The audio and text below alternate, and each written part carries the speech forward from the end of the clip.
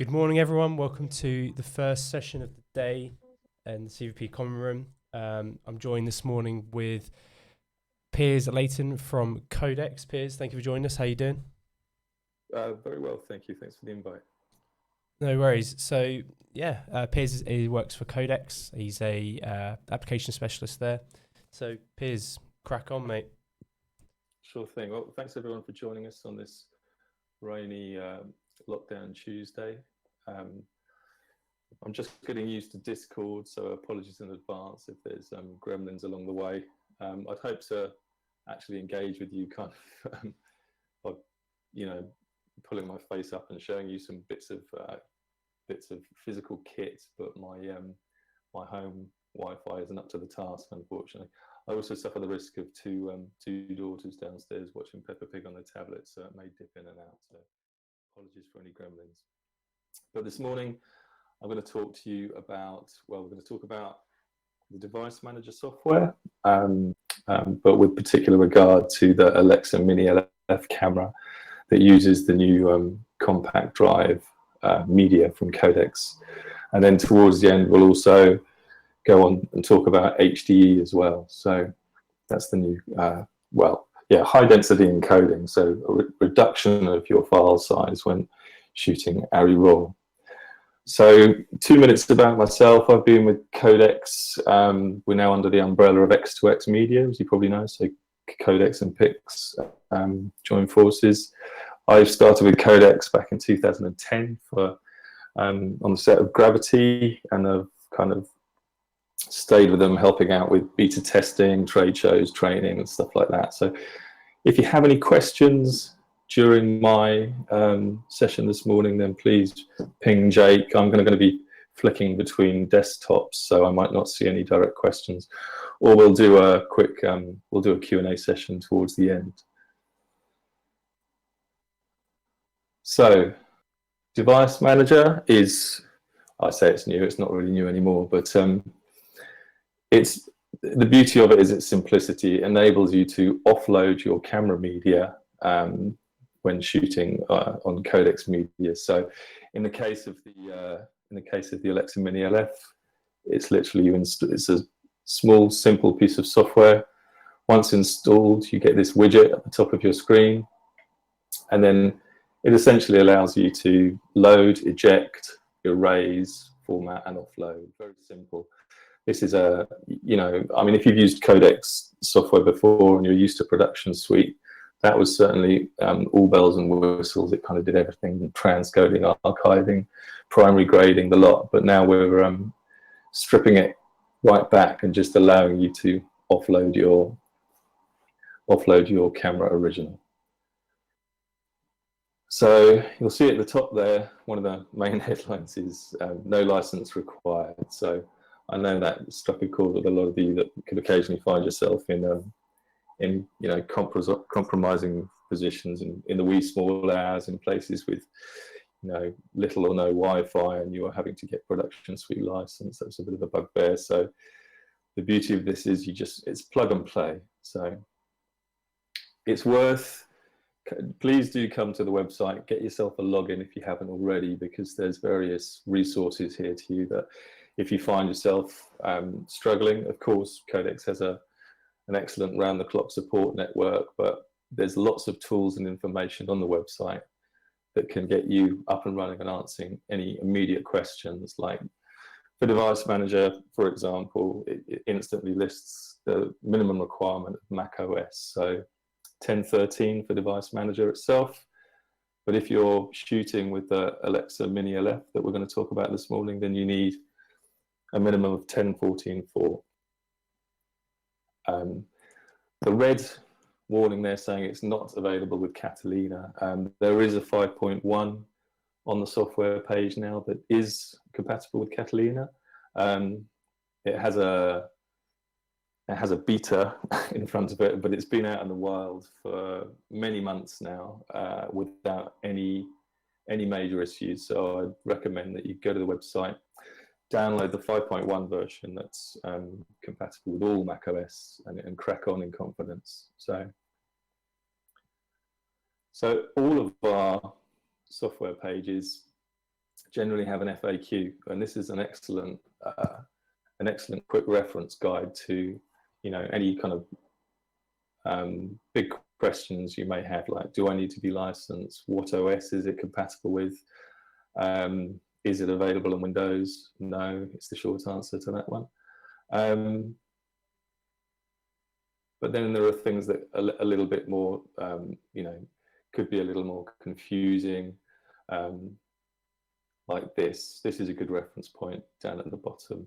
A dock is not connected for maximum speed. Notification to show, what should I do? So if we expand that, it lists the various hardwares that you may be offloading the compact drive from, or the SXR capture drive, and then gives you quick troubleshooting guides to maybe check your cabling, or, you know, maybe you have a dock daisy chain so it's not performing at optimum speed. So this is a really helpful. Of course, support will always be at the end of the phone, so you can call us up or send us an email. But this is a really good reference point. So provided you have 1013 or 1014 in the compact drive, 1014.4, and come to the software page, you'll see the new X2X branding as since we've joined forces. And so I choose I'm able to progress through the screen because I'm logged into my account. So first point of call would be, if you don't have one already, get yourself logged into our account. So here we have Device Manager 5 for Mac OS, Device Manager 5.1. That's the beta that I was telling you about that is good for Catalina. So really, I'd say pretty soon, the 5.1 will be taken out of beta, and the Device Manager 5 will be taken off the website. So I'd say if you don't have it on your desktop already, go straight for the 5.1.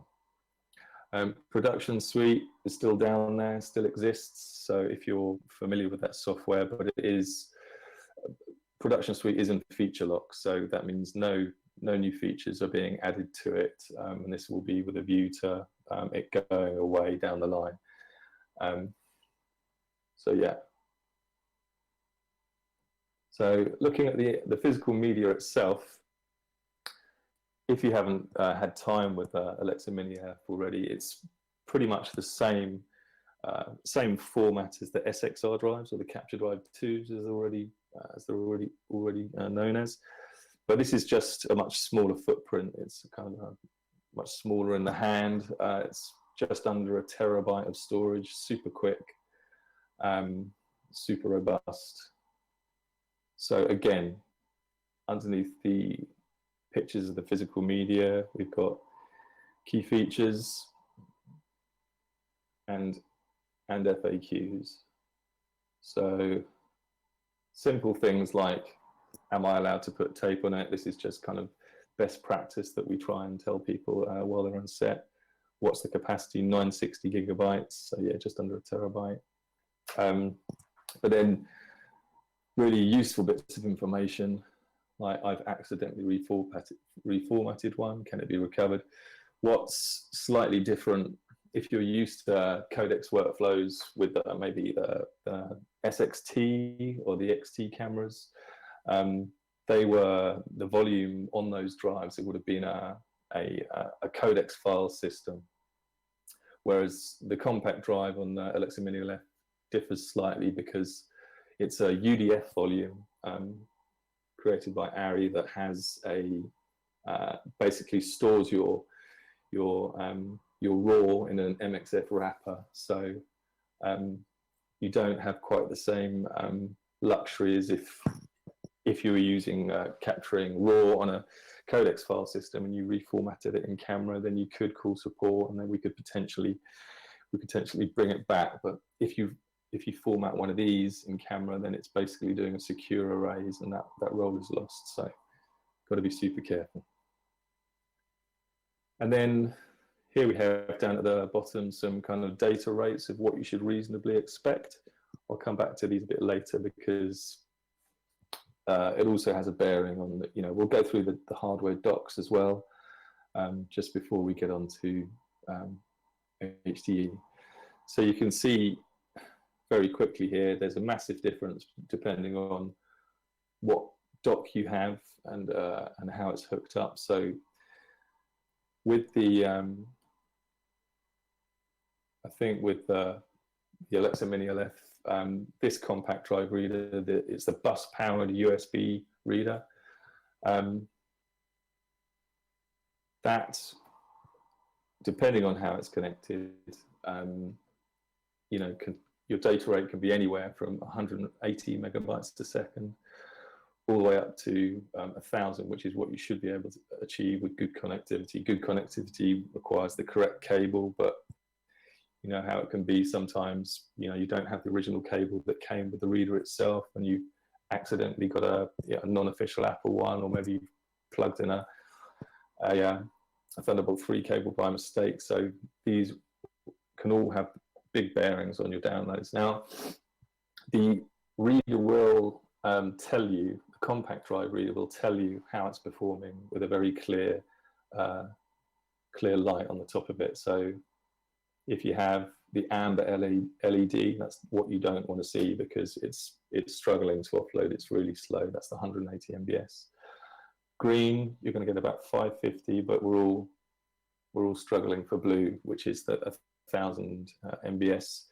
That requires 3 amps from the host, basically. So you have it, you know, best practices direct attached to the Mac, not via an adapter or anything like that. But if you have any particular questions, I'd urge you to email me at support after this workshop. So that the address is support@codex.online. We also have the option with the compact drive. There's an adapter. So let me just see if I can. Yeah, we go to the adapter. So if you're an existing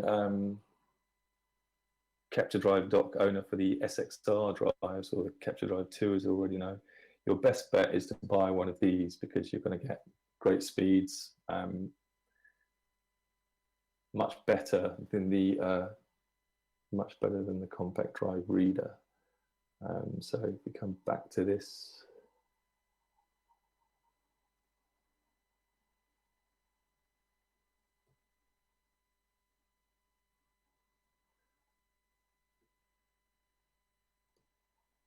sorry, back to media, I mean, into the media, too many web pages open.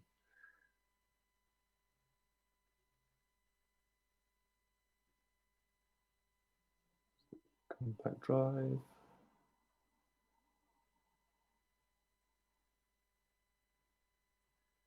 Yeah, so depending on how it's housed, you can see if the adapter that I just referenced on the other web page. So if you have the compact drive in the adapter that's going into a Thunderbolt 2 or Thunderbolt 3 dock, then you can achieve anywhere between 1,400 MBS to up to 2,700 MBS. Now, when you compare that to the compact drive reader that's bus powered, you know what I mean? These are excellent speeds. So if you already have an SXR dock or the capture drive 2 dock, I'd say the adapter is probably the way to go. Okay. Under media stations, I just want to show you a relatively new product as well. There's the compact drive dock. So this is this compact drive dock is similar to the SXR or the capture drive 2 dock, but has its own power supply. So you're not at the mercy of cabling or anything like that. So, but again, it has the minimum required Mac OS. It also lists Windows here. If you were shooting ProRes on the compact drive, then you could offload that via Windows.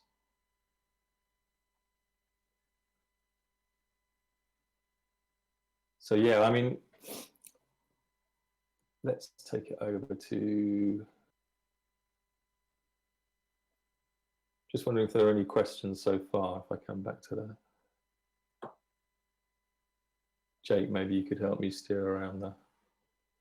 What, sorry? Have there been any questions so far? I'm just aware that I'm Not right now, no. okay. Then. I'll chip in when time come up. That's fine. Okay, I'll carry on. So, assuming that we have our Codex device manager installed, so I click on the widget up here. It can see that I have a Capture Drive 2 dock attached to my machine. It's a very, very clean and simple UI, as you can see. So under the About, that just lists what version that I'm on. So what I'm going to do is I'm just going to load a compact drive in the CD2 adapter. You can see the volume loading underneath there. There it's giving me a little warning. The reason it's doing that is because my MacBook that I'm having to broadcast to you from isn't up, isn't on the required OS. I tried to roll it forward over the weekend and it bricked my entire system. So we're just going to have to ignore that warning for the second. So, but yeah, if that warning pops up, then you'll just have to roll forward to 10.14.4 or later. So now I can see my role, my volume, A001 RNRG is loaded. And these are the options available to me: eject, format, erase, or advanced. Now,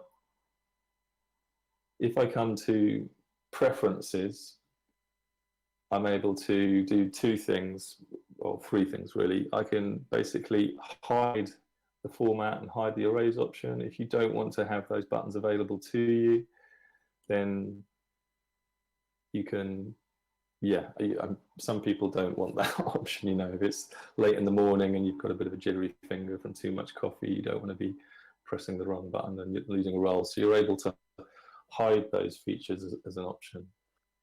The other option is obviously HDE, but we'll come back to that a little bit later. So I can use what Device Manager is doing is just making your OCN, your roll from camera, available to whatever copy tool that you want to use. You can use any copy tool you like. The only restrictions really that you're seeing is if you want to use HDE, because that does require certain software versions. Although the majority of the most popular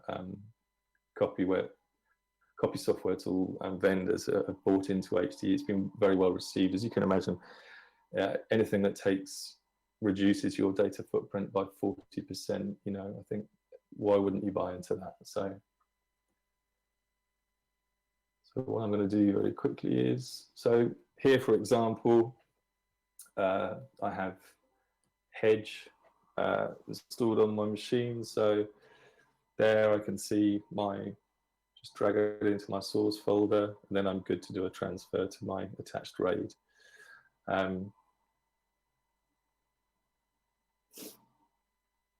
off it goes. You can see, as it's copying, you can see the .mxf, or maybe you can't, might be a bit too small, but you can see it's copying over the ARRI raw in its MXF wrapper.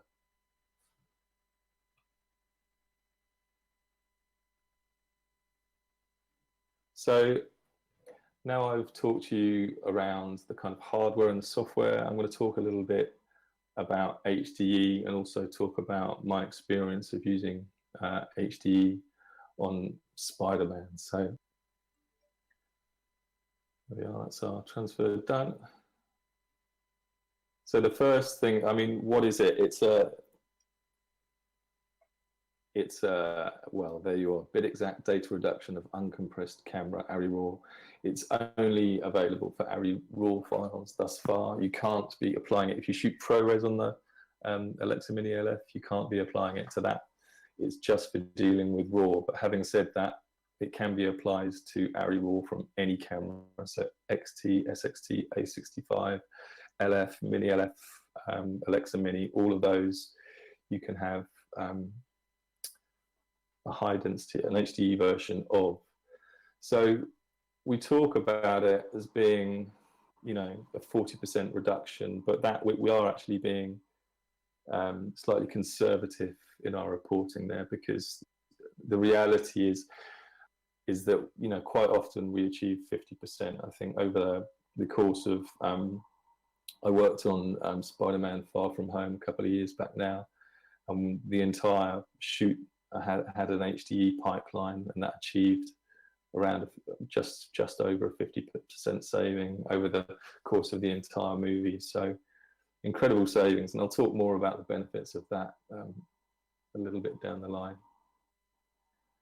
So the great thing about it is that it's completely lossless. So once we come into, if I just come back to my desktop quickly. So here we are. You can see my roll loaded on the desktop there, my A001. And all I have to do to enable HDE is come down to the Preferences panel and highlight it. You'll see now I've done that. Underneath A001 roll, I get the same roll number, different color with an underscore HDE. This is kind of what we call the shadow VFS, or an HDE version. Now, HDE is generated at the point of offload. So it's only when you choose to take it from the camera media and send it to your, you know, your Codex transfer drive or your media vaults or your, you know, your working RAID on set. It's at that point that it becomes HDE, and you can tell it's HDE because of the suffix, the .arx. It turns from a .ari file to a .arx file. Well, that's, yeah, I mean, in this case, because we're shooting mini LF, you can see that they're all in MXF wrappers. So at that point, it will strip it out into a sequential file system that most third-party softwares are used to anyway. So it's at that point. So I can come back to my, let's come back to my, just knock that one down. Now we can see my HDE volume has appeared in here as well. So just gonna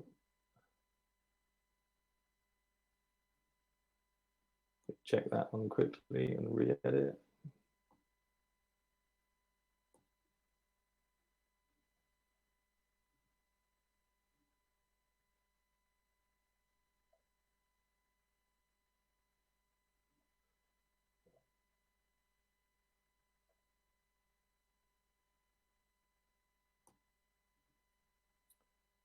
Okay, so I have both my HDE and my original. I mean, I can choose to offload both versions of those, and it's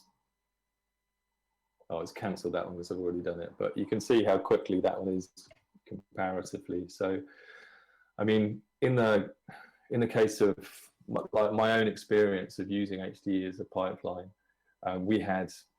we're actually shooting Alexa Mini on Spider-Man. They had three or four Alexa Minis shooting at any one time. And we were given basically 2 Codex transfer drives a day generally that had ARX files on them. Now, they're already between 50 and, between 40 and 50% reduction. And this allowed me to basically, I had one of the early incarnations of another Codex product called the Media Vault. This is the desk side version, but we were using a 4U rack mount version that was nearly 200 terabytes. Because we were offloading ARX files, HD ARX files, I was able to keep the entire movie live throughout the 3 to 4 months of filming. So I was managing the lab on that shoot, and that just had, it just made things so much easier for me, because in previous movies, I'd have had to, at some point, you have to start committing stuff to LTO. And then you may find that editorial 2-3 months down the line into a movie say, oh, you know, that stuff that was shot on day one, can you just resupply that with a different burn-in or a different LUT or, you know, different metadata, whatever it may be, which would mean pulling an LTO tape off the shelf, importing it back onto the system, working on it, and then pushing it over to editorial again. HDE allowed me to have everything live at my fingertips for the entire movie, which was incredible. The second big bonus was we were actually, because of the reduced file size, we were able to set up a 10 gig pipe over to America, where the VFX boys and girls were doing their thing. So we were setting up kind of feeds, pushing ARX overnight, and VFX were getting to work on the footage the next morning rather than waiting for LTO mules to join them, in a week or two's time via plane. So yeah, massive benefits.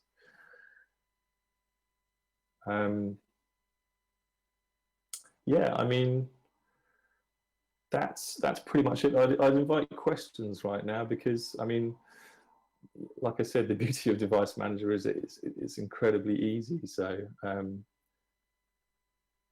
here you can see that's our HDE offload. If we drill into the HDE offload we just did, so if we drill into the folder structure there, then we can see it's presented as ARX files rather than the MXF original. You can see a couple of shots up here that are presenting as MXF. The reason for that is because on this particular role, it's not ideal, but this role that I'm working with is from the BSC show, some shots we took at the BSC show a few months ago when we were allowed out. And it's basically, it's a mixture on the compact drive. There's 2 ProRes shots, so they're still presenting as MXF, and the rest are raw in the MXF wrapper, so they've all been changed to .arx. So yeah, Jake. Yeah, we still haven't got any questions, mate. Is there anything else? Okay. Is there anything else you want to talk about? Well, I can talk certainly about the Media Vault, because I mean this is a new piece of hardware, well, relatively new. If you've been to trade shows before, you may have seen this desk side version. It's scalable, basically. It's 4 10 gig network attached storage, so you can aim it at, there are options, as you can see, so you can do 10 or 25, 40, 50, and it's sizable. You can scale it up to any, I think the smallest one comes in at 72 gig, 72 terabytes, sorry, but scales up to over to 168 terabytes currently for the desk side. I know that we're currently making a 4U rack mount and a 2U rack mount, which will be 200 to 300 terabytes around there. I don't have the exact figures on that yet, but that may be of interest to DITs or post houses that want multiple clients attached, working editorial teams, stuff like that. So I've got one next to me. It's awesome. Great, there you go. Cool. But what I would say is, yeah, if people do have any questions and they, nothing springs to mind now, that's fine. But please do get in touch. You can either myself and Ben Coxon are on support today. So that's support@codex.online. We also have support networks in America and New Zealand. So we aim to answer your questions and phone calls for the most part for around 23 hours a day. And if you have any questions for me personally, my direct email address is playton@x2x.media.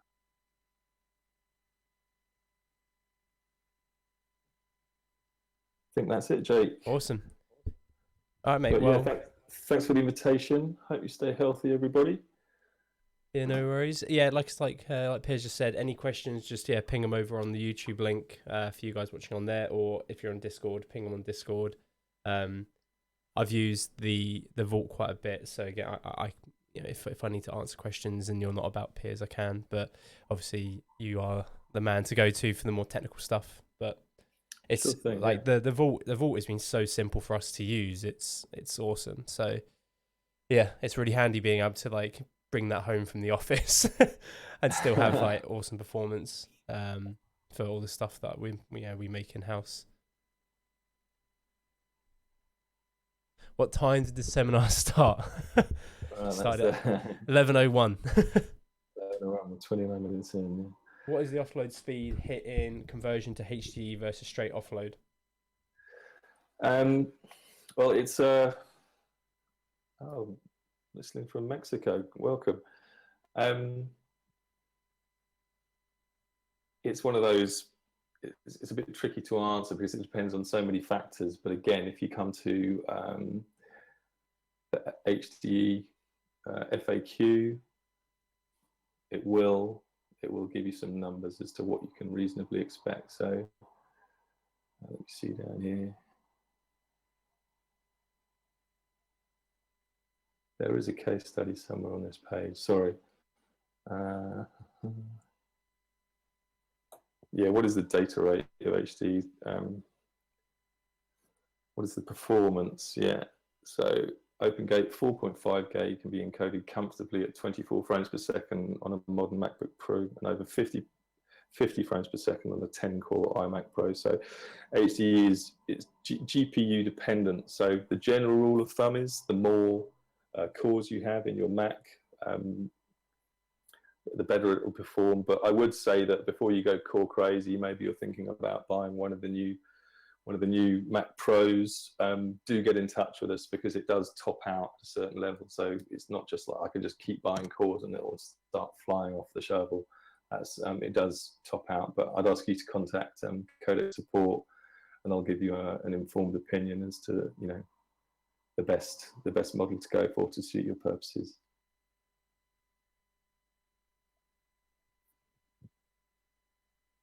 Awesome. Yeah, we haven't had. Oh, Ender's typing a question now on Discord. Let's see what he says.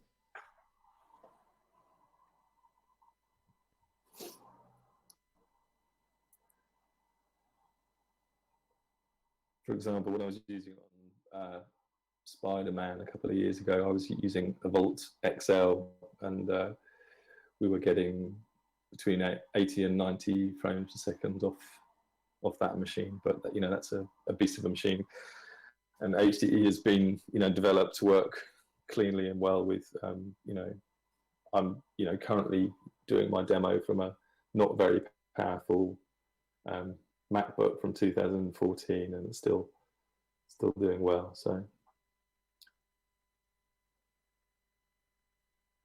digging the cameras, Jake is asking if that's recorded and you can watch it. Oh, yeah. There you are. Great. Yeah, it'll be. You're way ahead of me. You're way ahead of me. Yeah, it'll be saved on the YouTube live stream link, so people can watch it there after if they need to, which is cool. I saw someone was typing a question, but maybe not. That's now. Right. Well, I'll hang around in the. Is it possible to offload meeting rooms anyway? Cool. We'll do one more and then we'll sign off. So, is it possible to offload ARX and the original ARI file at the same time to different hard drives? Yes, you can. Yes. So we just did that earlier on via Hedge. You just load. Here we have the HDE, because when HDE is chosen and the preferences panel, it doesn't remove your original role. So there's my original role. All it does is add on your desktop the same role titled with an underscore HDE, and then depending on what software tool I'm using, here I'm using Hedge. I've just added both the HDE and the original RAW and chosen to send them to my file. So I have to say it does beg the question, why would you do that? Because HDE is now widely supported across the board in third-party software. So generally, what we're seeing is when the UK and America and New Zealand are offering support to HDE projects, people are generally archiving the ARX file. If you're saying, I want a copy of the RAW and I want a copy of HDE, you're essentially losing the benefit of HDE. You're saying, rather than 60% of the original data, I want 160% of the original data. Now, I appreciate that big productions can be nervy places. I've experienced this myself, and they're like, well, that sounds great in that, but what if it doesn't work? And this is, this can only be achieved over time as people relax and understand how watertight HDE is. There's a tool on the website where you can you can basically take a single frame, turn it into an ARX frame, turn it back into an ARI frame, and then run checksums on both the pre and post conversion frames, and they'll match bit for bit. It's absolutely watertight. So I would say, while I understand you may want a copy of the raw and of the ARX, there really is no reason to proceed with the raw. Awesome. Yeah, we haven't had any other questions, so I guess we'll just wrap it off there. And yeah, like you've said, any other questions, put them in the Discord or put them on the YouTube, and we'll get back to them. Sure, I'll hang around, or you can reach out to me directly. Awesome. Thank you, mate. Appreciate it. Thanks for joining us. No worries. Cheers, guys. Cheers. Bye. Bye.